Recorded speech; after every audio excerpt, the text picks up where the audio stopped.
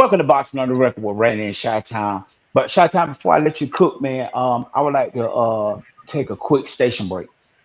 Now's the time we want everybody that's watching to like, subscribe, share, dislike, comment, do something to help the channel grow and to bring notification to the channel. And we would appreciate that greatly. Now back to our regular schedule program. Sha, what's going on? What's on your mind? What you want to get off your mind and put on the record? Man, Randy, I was sitting over here watching Columbo, and then it went to commercial breaks. I was going up to use the washroom and everything. I saw this little commercial as I was going to the washroom about Smoking the Bear coming on right after things. And then right after the Smoking the Bear commercial, I saw a little ad pop up on the screen saying that now it appears that Jake Paul possibly will be fighting AJ in December. I guess replacing the previous circus fight that was going to happen in November, I think last weekend or so. So I was like, well, shoot, whatever I got to do with it there, let me just do it in this little can here and then get in touch with Randy so I can put it all on the record. Let's talk about this, Randy. Man, here's the thing, bro.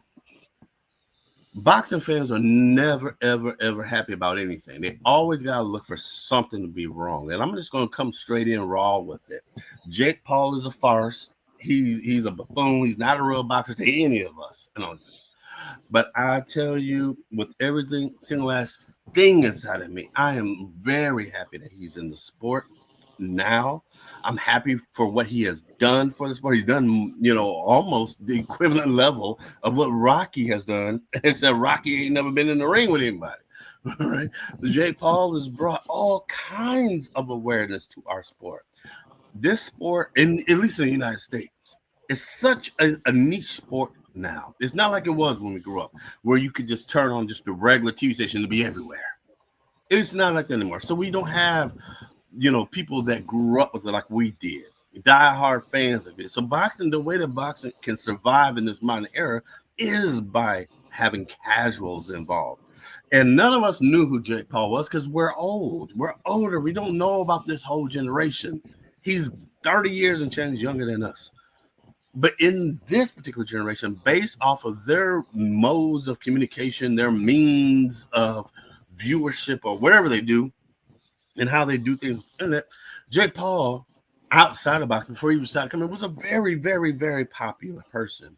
Jake Paul was practically a millionaire before he even came to boxing, and not because of his privilege, but because of what he and his brother had done on social media before. See, that's this generation. That's how this generation rolls now. We didn't grow up like that. This generation is literally about social media, getting news, whatever it is, all off social media. He and his brother were social media stars. They built their little franchise off of social media, sort of like Burger King Rye did, Ryan Garcia, with all his Instagram followers. This is what Jake Paul brother did by making just different skits. And then it just started turning into something that evolved into today. You have to remember another person that also helped him to elevate to this particular level was KSI. Again, none of us know who he is. This British European young rapper, cat and all this stuff. But they started creating this little internet beefs and all that stuff. So they started this whole celebrity boxing tournament, if you will, for cats that are young like them, for that generation. And I have to bring that up because the Paul brothers and KSI still have a footprint in boxing. KSI continued with his circus boxing thing, the celebrity, what would have been called celebrity boxing matches in our day, which is now social media and boxing tests. KSI still is keeping that going under the banner of misfits of boxing. And so all these YouTubers and everything fight each other. And they do this on, I think it's the Zone, or I think it's on the Zone, all this. And then Jake Paul, him and his brother kind of elevated. His brother went into, wrestling, all these things, but then Jake Paul himself kind of took that and kind of elevated a little bit to more of our celebrity oriented boxing, bringing in some of these retired cats, fighting against them and doing these things, which the diehard boxing fans hate, but they didn't think about the audience that he's bringing that's coming to the sport, that's looking at. But not only that, this is another reason why I really like what Jake Paul's doing for the sport, is because he literally, the reason why Katie Taylor and Amanda Serrano are literally the biggest selling female main event at Madison Square Garden is because of Jake Paul, because of what he did. He literally brought women's boxing back to the forefront. Forefront. He took his circus stuff that was going to be on whatever main event fight card that he was ever going to be on. He took that and used that as an opportunity to shine and to showcase all these other people who were going to be on that card, who actually deserve that recognition. Started with the women.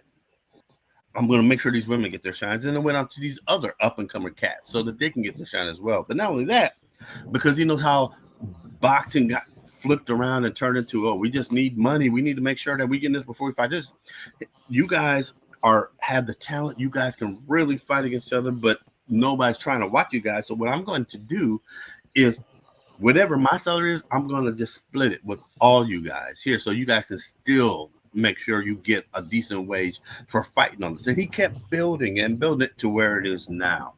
Um, where is it now? Forget the whole celebrity, forget the whole shine stuff. Where it is now is almost back on what we would consider regular TV like we grew up. Why? Because Jake Paul and his team and the Zone and Turkey and all these people made these arrangements where their fights can now be on what? Netflix. Netflix is almost equivalent to ABC in this modern generation. Everybody has it, everybody's doing so it's almost like everybody can just watch it wherever you're at. And these are people all over the world that will have access to this. So this is why I like Jake Paul, what he's doing for the sport. and and the access, the eyes, the people that are watching the fights and seeing it. So that's, as a fan, how much I want more people to start watching the sport and get involved, so these fighters will continue to fight and the best will fight the best and blah blah blah, all that drama. Now, as a die-hard fighting fan, I like this fight also in this regards because AJ is not retired. AJ is still, as far as we know, an active boxer who was a heavyweight champion, who has fought literally active, tough people. Period.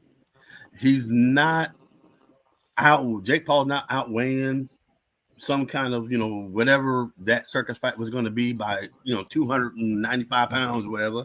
Now he's literally fighting someone that's going to be taller than him and that outweighs him as well and hits way harder than him. So I'm excited for this as well, because I have to give Jake some credit for, hey, this is a dude who's not really a boxer, who's going against someone who could literally knock his head off, you know, put him in a hospital coma. Regardless of how we feel about this person that he's going to be fighting, AJ, still hits hard. It's a devastating thing. And to put yourself in there against this cat as a real fighting match, not no, we're going to wear headgear, we're going to do all this stuff. This going to be a real pro fighting dude. Man, all bets are off. This dude, AJ's not going to take no dive, and none of that stuff is going to happen. So I'm not even going to even entertain any of that foolishness. AJ has made all kinds of money throughout his career. Don't need to do other stuff. But AJ can prove, hey, I ain't going to lose to no little YouTuber. I ain't going to lose to no kid like this. So I'm going to come with the funk. And Jake Paul can hit, I guess. We haven't seen him necessarily hitting like a real, true person who's, like AJ or somebody like that can, fought top cats who hit hard. So I want to see it, man. I'm excited. I want it to happen. I think it creates that buzz that more of the world's gonna see it. And the last thing I'm gonna add to this, bro, is that we still have time. If this thing actually does materialize, we have time to kind of even discuss more talking points on this. But one of the key things is that before this other circus fight that was going to happen, that was canceled, this is a fight that was already talked about a year and change ago. So it was before even that little circus fight that was going to happen. And I can't. If I'm not mistaken, it was Jake Paul that called out AJ like a year or 10 ago. I want to fight you, and so they started talking about trying to put that type of fight together. Um, but now it seems like it could materialize. But there's a lot of possibilities after this fight too, including some names like Deontay Wilder, Tyson Fury, all these other kids, that join in on the mix after this as well. So go ahead, bro. Give me what you got. Um, you mentioned the social media, how they already had millions before, at least a millionaire before they became into the boxing world. Because we have to realize, man, we're older and we're missing the curve, if you will, because social media is where it's at now. We do know that, but at the same time, um, it's making a lot of people a lot of money right now because things is changing and this generation is in on the change, and and the ones that realize they're in on it and can capitalize off of it can secure their future a little bit better and go into a different direction than we were able to go into when we were younger. Truth. So that's Very one true. thing that I Very true. do like about what's going on nowadays. Um, you ask, well, you didn't ask. You made a statement about um, how you feel about Jake Paul being in boxing. This fight here is gonna tell whether boxing. Before I get to that, it's gonna tell whether this what Jake Paul got going on is real or not because you make the statement how this is a real fighter. He's not retired. He's somewhat active, and Jake Paul finally fighting somebody that's actually into boxing. That's a real boxer, and that says a lot about him. I also think I wonder if since he's going there, is he starting to acclimate himself to actually boxing? Is he doing it in a non-traditional way? Is he coming a professional in his own way versus the old traditional way of starting out when you're a little kid boxing and coming up, whatever? And I'm pretty sure Very came but good. a Very few people. good. Yeah. I like that. Very good. Go ahead.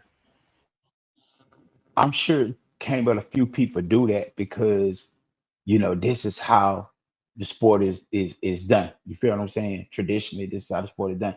So maybe it's gonna be a few that come in and do that, and then it's gonna be some that come upset the apple cart, which he might be one of those guys. You also said uh, is he good for boxing? I think he's great for boxing. I think he's outstanding for boxing, just like I think Turkey is outstanding for boxing. And before you chop my head off for that, listen to me. The reason why I think he's outstanding for boxing, like I think Turkey is outstanding for boxing, what a lot of people are missing in this whole scenario, what's going on here, as I just said, they shaking up the apple cart. And while everybody arguing, fussing, and bickering and doing all this uproar, they missing the main picture. The main picture is this, and I said this years ago. Uh, how eventually fighters are not going to need promoters. If you look at what's going on now, Jake Paul came in, don't have boxing promotional background, but look at what he's doing. Turkey Sheik don't have boxing promoter background, but looking at what he's doing. Danny Garcia don't have promotional background, but look at what he did. It wasn't on a major scale, it wasn't that big, but he did it. And we got to understand something. When you start making those little steps, somebody got to take the little steps in order for somebody else to capitalize off it. Turkey came in and broke up all this stronghold of a monopoly that Al Heyman had on the boxing world. Eddie Hearn, Oscar De La Hoya, Bob Arum. He broke up all that. He about got it broke all up. So if it break up, it's just like the drug game, baby. When you take them to jail, when you take them boys to jail out the corner, it's gonna be some more boys on the corner tomorrow. So if they're smart, if you're trying to get into the boxing promotional game, this is the time. This is the time. All you got to do is learn how to do it and make the connection with the right people. And you find out that a lot of times people do things. We think they got so much money in this, that, and the third, but they just going to the right people with the right resources. So if you got knowledge of what's going on, you go rent your own arena.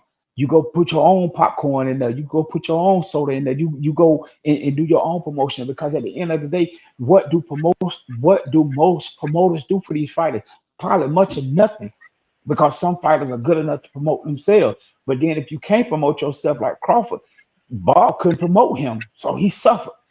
But most of the fighters promote themselves. So the promoter don't really have nothing to do but collect a check and be the face.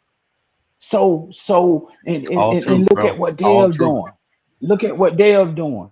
Dale got his own promotional, and he not the only one. I just thought about him because we just talked about him, but he got his own promotional, and a lot of guys hate that because they under another promotional banner. Instead of them trying to True. look at see what they're doing True. and say I can do the same thing. Why you trying to beat him in the ring? Dale ain't worried about that, because when it's over with, he gonna be promoting other fighters and still making money, and you gonna be talking about what happened when that was going on, something he don't even care about. You feel what I'm saying? So we need to watch the wave and ride the wave. If you interested in being a promoter right now, now is the time, because Jake Paul is showing you how to do it. Turkey is coming in here showing you how to do it. This is your moment. Quit hating and participate. What say you? Man, Randy, you threw down. I ain't got nothing to say after that, bro. That was very good, man. Well, Uh-huh. stay tuned for part two or part three. We definitely gonna have to build off of that. But yeah, that's good for now. With that being said, we're out of here like last year. Peace.